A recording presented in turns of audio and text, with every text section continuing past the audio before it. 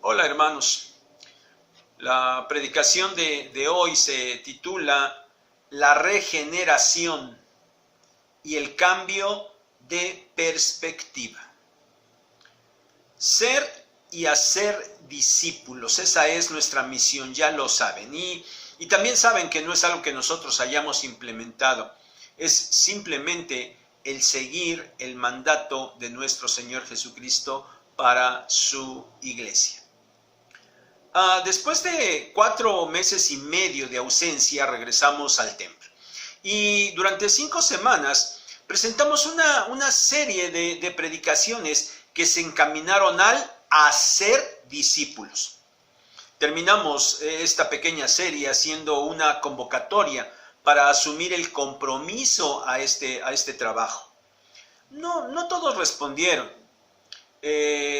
Fue la mitad de la iglesia la que acudió a la convocatoria el sábado pasado, el 12 de septiembre. Y de esa mitad de la iglesia que asistió, el 73% se comprometió a trabajar en este proceso de hacer discípulos.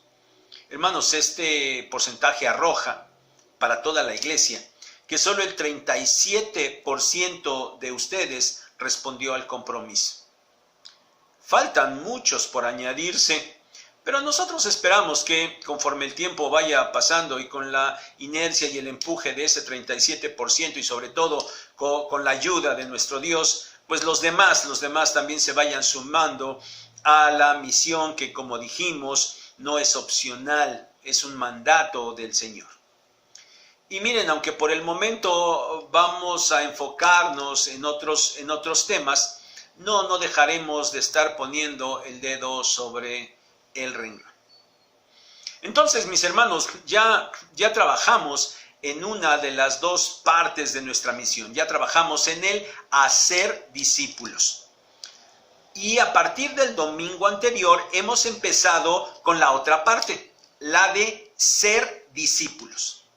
Y el tema, si se recuerdan, fue el nuevo nacimiento. Y esto, hermanos, es la manera de empezar a ser discípulos. Si se acuerdan, les pedimos una cosa. Sobre todo para los que están en el templo congregándose, que no tomaran nota, que estuvieran muy atentos y que durante la semana repasaran otra vez la predicación. Y entonces sí, en ese repaso, con toda calma, tomaran todas las notas necesarias. Miren, hermanos, nosotros queremos animarlos, queremos exhortarlos, queremos empujarlos a que vayan un poco más allá cada vez. No queremos que se conformen solo con asistir al templo, asistir al culto, que no se conformen con solo estar ahí y escuchar la predicación, o a veces solo medio escuchar la predicación. Nosotros queremos que realmente cada una de las exposiciones de la palabra de Dios llegue a ser de verdad una real enseñanza para cada uno de ustedes. Que quede bien grabada y que les sea muy, muy útil en ese trabajo que tienen de hacer discípulos. Miren, repasemos, preguntemos algo de la predicación anterior. ¿Qué es indispensable para ir al cielo? Bueno, la respuesta es haber nacido de nuevo. Yo les preguntaría, hermanos, ¿ustedes ya nacieron de nuevo? A ver, ¿qué hicieron para nacer de nuevo? No hicieron nada. No podían hacer nada, porque el nuevo nacimiento es una obra total y exclusiva de Dios. Pero ahora un cuestionamiento nuevo. ¿Cómo saben que han nacido de nuevo? Y por lo tanto, ¿cómo saben que son salvos y que irán al cielo? ¿Es posible saber esto? Miren, hermanos, es bien frecuente escuchar que se dice de alguien que, bueno, que en un momento dado escuchó el mensaje de salvación y que creyó en él, que creyó en el Señor Jesucristo, que inclusive hizo una declaración de fe, una declaración pública de fe, que inclusive llegó a bautizarse, pero que luego, por quién sabe qué razones, pues se alejó. Y entonces pasó el tiempo y aquella persona nunca volvió a Dios. Y finalmente muere. Y en esos casos, sobre todo y principalmente la familia cercana, que sí es cristiana, insiste en que tal persona realmente fue salva y está en el cielo. Conforme a lo que nosotros hemos aprendido, para asegurar que alguien que ha partido de esta tierra está en el cielo, debió invariablemente haber nacido de nuevo. Hermanos, ¿podemos saber que lo hizo? Definitivamente debe haber evidencia. ¿Por qué digo que tiene que haber evidencia? Porque nuestro Señor Jesucristo mismo dijo, allá en Juan 3:8, el viento sopla de donde quiere y oyes su sonido, mas ni sabes de dónde viene ni a dónde va. Así es todo aquel que es nacido del Espíritu. El nuevo nacimiento, también conocido, y lo llamaremos en esta predicación regeneración, la regeneración es el acto sobrenatural por el cual Dios, de una manera que nosotros no podemos saber, nos dio vida cuando estábamos muertos en pecado. Tal regeneración es necesariamente indispensable para entrar al reino de Dios, es decir, para llegar al cielo. Pero, como lo ilustró el Señor mismo, aunque no podemos saber cómo sucede esta regeneración, sí podemos ver sus efectos. Hermanos, el día de hoy vamos a meditar en eso, en la evidencia o en las consecuencias de la regeneración. Vamos a meditar en la segunda carta a los Corintios, capítulo 5. Repasaremos rápidamente desde el versículo 11 y nos centraremos en los versículos 16 y 17. Hoy vamos a utilizar la Nueva Versión Internacional, que en estos versículos dice así: así que de ahora en adelante no consideramos a nadie según criterios meramente humanos. Aunque antes conocimos a Cristo de esta manera, ya no lo conocemos así. Por lo tanto, si alguno está en Cristo, es una nueva creación. Lo viejo ha pasado, ha llegado ya lo nuevo. Miren, hermanos, la regeneración es un antes y un después. Brevemente, el tema general de la segunda carta a los Corintios es este. Pablo está batallando con algunos que han llegado a la iglesia de Corinto y pretendían desconocer su ministerio y desprestigiar su apostolado. Y Pablo presenta defensa ante estos ataques. Este es el contexto general. Ahora consideremos el contexto inmediato. Miren, Pablo dice allí en los versículos 11 al 15. Versículo 11. Pablo es temeroso de Dios. Dice, él conoce el temor de Dios. Y él trata de convencer a los hombres acerca de lo que él mismo es y lo que hace, para que sus opositores en Corinto pudieran entender la realidad de su ministerio y de su mensaje, porque su comportamiento debería ser congruente y dar evidencia de la sinceridad y la veracidad de su predicación. Él asegura algo que es por demás obvio, pero que era necesario mencionar. Pablo dice que Dios lo conoce perfectamente. Y entonces Pablo espera que los corintios lo tengan igualmente claro quién es Él. Versículo 12. Con esto, Pablo dice que no busca el reconocimiento de la iglesia de Corinto, sino él quiere darle a los hermanos argumentos para que puedan enfrentar a sus opositores, quienes solo se dejaban llevar por las apariencias y no por lo que había dentro del corazón. Es decir, su criterio no es espiritual, sino meramente humano. Su criterio espiritual era solo humano. Versículo 13. Pablo usa ahora un término interesante, el término loco. Y lo usa para describir su aparente desmedido afán por Dios, como si fuera un devoto desmedido. Diría el mundo actual que era un fanático. Y bueno, si ser fanático significaba estar entregado con pasión a Dios, Pablo decía que sí, que eso era. Por eso dice que estaba loco por Dios. Sin embargo, en contraste, para con los corintios, cuando les llevó el mensaje, cuando les predicó, él se había comportado con total control, con moderación, con sobriedad. Versículo 14. ¿Qué lo obligaba a actuar de esa manera? El amor de Cristo. El amor de Cristo lo constreñía. Constreñir es obligar.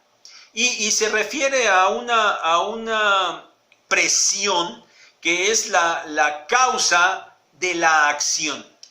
Pablo se sentía obligado por el amor de Cristo para actuar de esa manera. Versículo 15. Pablo dice que Cristo murió por todos para darles vida. Aunque ciertamente no todos llegaron a vivir, solo algunos. Y Pablo dice que estos que viven ya no deben vivir para sí mismos, sino para Cristo, que murió y resucitó por ellos. Y hermanos, hasta aquí el contexto inmediato. Pablo actúa en respuesta al amor de Cristo, por el cual ha recibido la vida, y por eso piensa en solo vivir para Cristo. Lo mismo escribió a los Gálatas allá en el capítulo 2, verso 20. Con Cristo estoy juntamente crucificado, y ya no vivo yo, mas vive Cristo en mí. Y lo que ahora vivo en la carne, lo vivo en la fe del Hijo de Dios, el cual me amó y se entregó a sí mismo por mí. Y ahora, hermanos, ocupémonos en los versículos 16 y 17. Y Pablo escribe al principio del verso 16, así que, frase que, como ya sabemos, conecta lo que se va a decir con lo que se acaba de decir, está relacionado. Y Pablo escribe, de ahora en adelante no consideramos a nadie según criterios meramente humanos. Miren, dado que Cristo ha muerto por él y ahora él vive solo para Cristo, su manera de ver y entender las cosas ha cambiado totalmente. Ya no puede considerar a nadie según criterios humanos. Evidentemente, lo que él piensa de sus atacantes no es en un sentido meramente humano, y por eso él no presenta una defensa con criterios meramente humanos. Y con esto, sin duda que también de alguna manera Pablo está diciendo que aquellos que lo critican lo están evaluando de esa manera meramente humana. Pero que los hermanos de Corinto, que también habían recibido vida a través del Señor Jesucristo, ellos deberían evaluarlo ya de una manera diferente. Y Pablo sigue escribiendo en este verso 16. Aunque antes aunque antes conocimos a Cristo de esta manera, ya no lo conocemos así. Miren, esto es interesante. Pablo está diciendo que aún él mismo, antes, él conocía al Señor Jesucristo, lo evaluaba de una manera meramente humana. Pero que ahora ya no era así. Él evaluaba al Señor, lo miraba de una manera diferente. Es decir, lo que Pablo dice en este verso 16 es que haber obtenido vida a través de la muerte y resurrección del Señor Jesús le había producido un cambio radical en su manera de considerar las cosas. Ahora verso 17. Y este verso empieza también con una frase interesante, las palabras por lo tanto, y nuevamente hace referencia a lo que viene diciendo para seguir adelante con su argumentación, porque todo va siguiendo una secuencia. Y Pablo escribe, si alguno está en Cristo. ¿Qué es estar en Cristo? Miren, hermanos, de manera sencilla diremos que significa ser salvo. Son aquellos del versículo 15 que habían vivido por Cristo y ahora solo debían vivir para Él. Ellos son los que estaban en Cristo. Y si abundamos un poquito en esto, debemos considerar que esto implica el haber muerto y resucitado con Cristo, el tener vida, el haber sido perdonados, el haber sido adoptados como hijos de Dios, el haber sido llevados a los lugares celestiales. Todo esto con base en Efesios capítulo 1. Pero también el haber sido trasladados del reino de las tinieblas al reino del Señor Jesucristo. Colosenses capítulo 1. Esto es estar en Cristo. Y para quien está en Cristo, sigue escribiendo Pablo, es una nueva creación. Es una nueva creación. Miren, hermanos, la palabra nueva que aparece 2 veces en este versículo significa nuevo en forma o cualidad. Aquello que no se acostumbraba, aquello que no se usaba de cierta manera. Es decir, el que está en Cristo ha sido creado nuevamente, su forma es diferente a la anterior, ya no es como acostumbraba a ser antes. Y hermanos, esto no es otra cosa que aquello sobre lo cual el Señor Jesús habló con Nicodemo y a lo cual llamó nacer de nuevo. ¿Recuerdan lo que se nos explicó la semana pasada? Nacer de nuevo no es tomar a la persona y ponerle un parche para tratar de cambiar algunas cosas. No. Nacer de nuevo es hacerlo totalmente de nuevo. Es decir, el que está en Cristo, el que ha nacido de nuevo, ha sido creado totalmente diferente a lo anterior. Ahora es de una manera que antes no era. Ahora tiene algo que antes no tenía.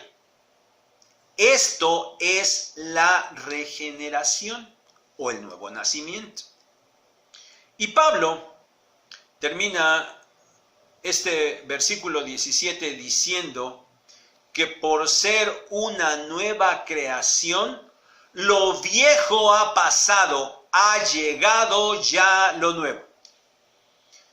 La palabra viejo hace referencia a lo original, a lo antiguo, a lo que era o había al principio. Y eso, en el creyente, al estar en Cristo, ya pasó. Llegó lo nuevo, que ya dijimos, es lo totalmente diferente a lo anterior. Ya no se es como se acostumbraba a ser antes. Todo es totalmente diferente. En resumen, hermanos, para puntualizar la enseñanza que deseo dejarles en este día, Pablo enseña a los corintios que, debido a que ha sido regenerado, su criterio sobre las cosas ha cambiado totalmente. ¿Cuál sería el principio bíblico que podríamos determinar? Aquel en quien Dios ha producido la regeneración, como consecuencia, considerará todas las cosas de una manera totalmente diferente a como lo hacía antes. Y como aplicación general, quiero decir que nuestro comportamiento va a cambiar radicalmente cuando somos regenerados, porque nuestra manera de evaluar todas las cosas debe haber cambiado radicalmente. Regeneración. Acto sobrenatural de Dios por el cual alguien empieza a ser discípulo. Pero hermanos, no se trata de solamente empezar a ser discípulos, se trata de seguir adelante en el ser discípulos. ¿Cómo hacerlo?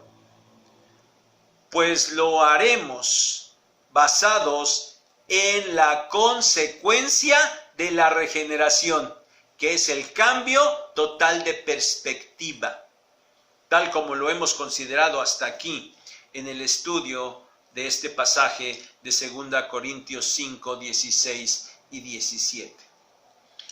Hermanos, y debemos hacerlo así de una manera profunda, porque este versículo es un versículo muy conocido por la cristiandad, e inclusive citado de memoria, y saben, es utilizado para evaluar la evidencia de la regeneración. Hoy, hermanos, hoy tengo el atrevimiento de decir que el entendimiento de este versículo se hace con demasiada estrechez y superficialidad. Y en mi atrevimiento iré un poquito más allá y diré que hasta se utiliza de una manera un poco equivocada. Por lo menos cuando se establece la motivación del comportamiento de un discípulo. Me explico. Algunos cristianos citan este versículo para decir que si antes una persona era borracha, al convertirse al Señor ya no debe y ya no puede ser borracho. Si alguien era fornicario o adúltero, ya no debe y no puede serlo más. Y hermanos, así podríamos seguir con una enorme lista de pecados.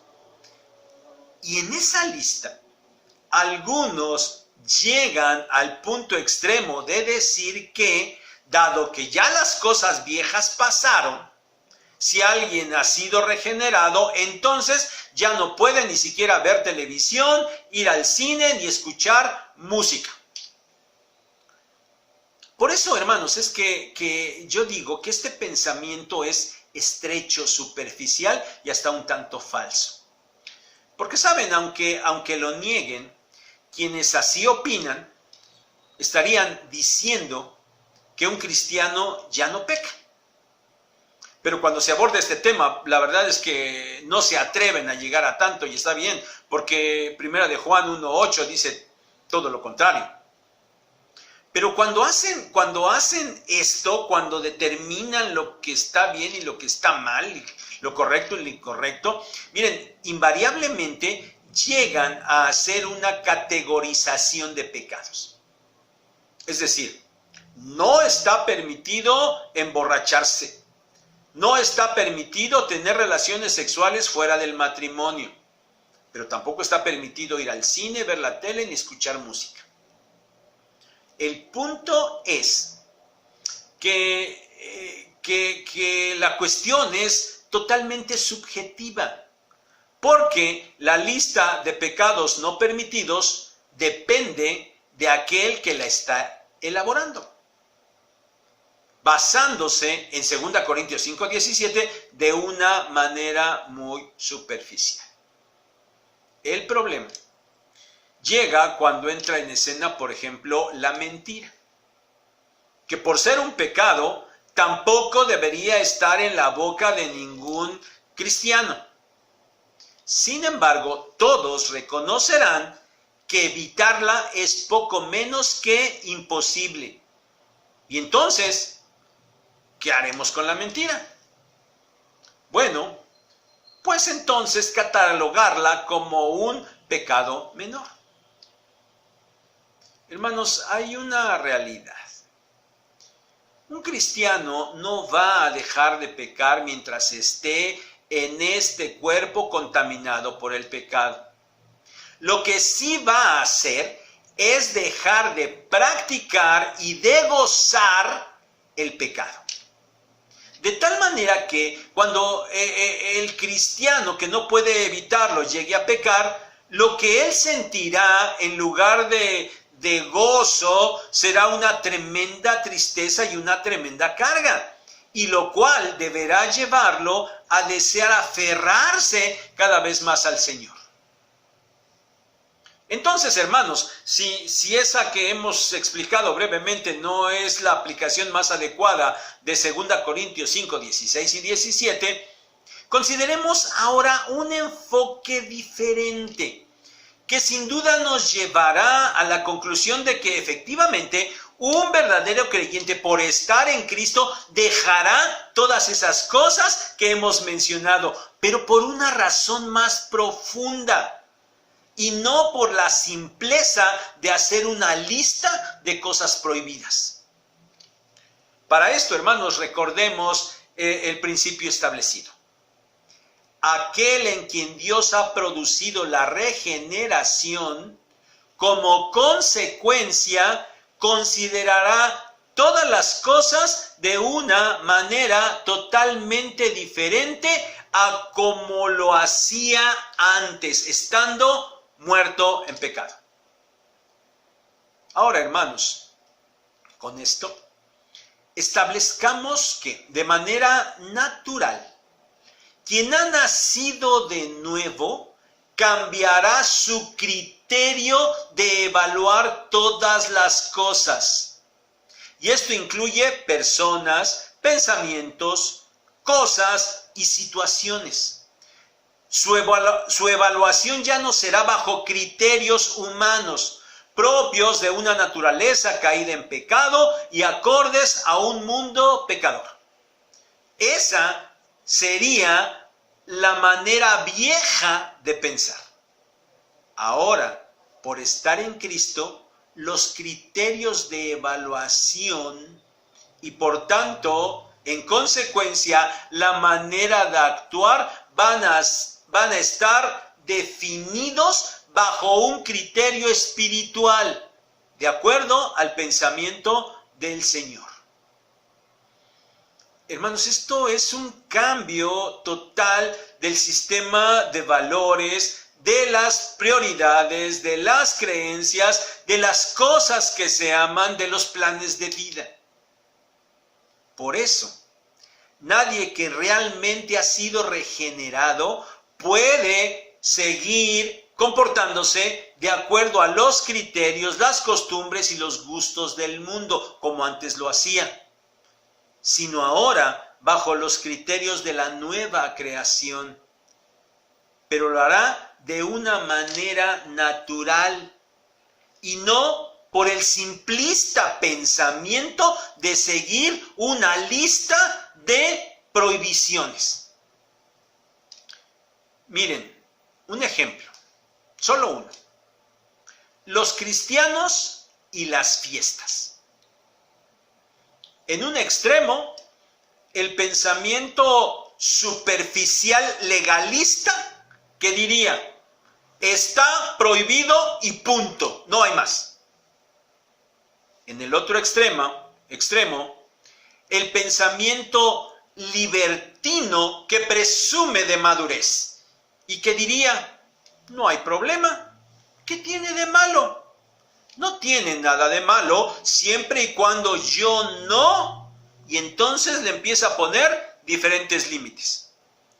Ir a una fiesta no está mal siempre y cuando yo no me emborrache. o siempre y cuando yo no tome, o siempre y cuando yo no baile. Es decir, otra vez, cada quien evalúa de manera subjetiva. Hermanos, ¿qué es lo correcto para el que ha sido regenerado? Evaluarlo todo bajo una nueva perspectiva acorde a su nueva generación. Y esto lo llevará a la manera en la que, una vez regenerado, se relaciona con todos y con todo. Y entonces actúa en consecuencia.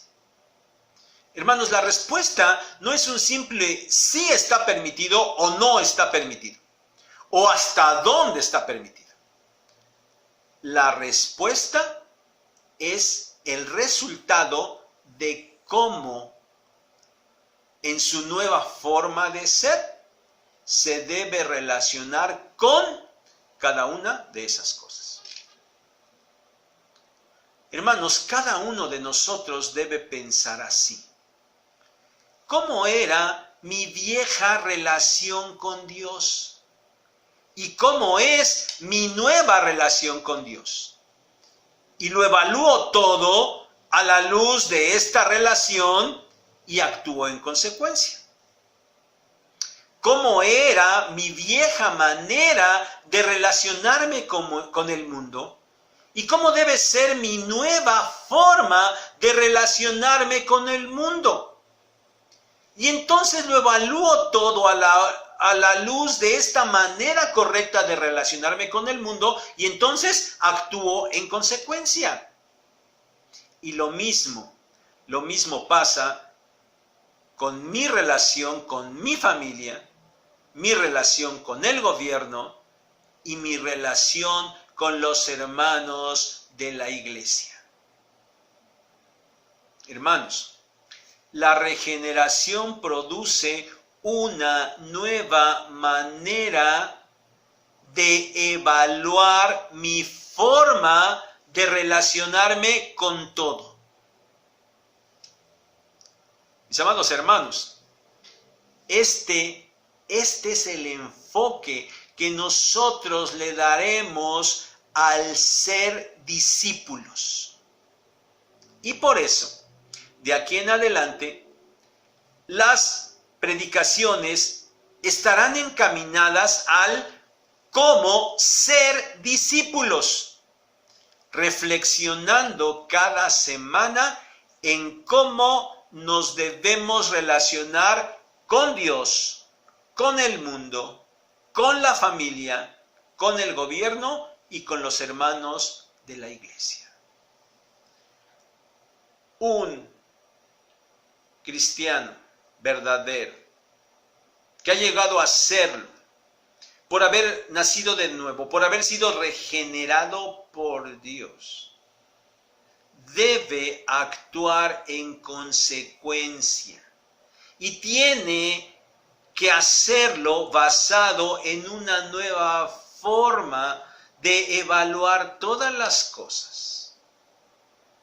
Y al evaluar las cosas de una manera nueva, él entonces deberá relacionarse con todo de una manera diferente a como lo hacía anteriormente.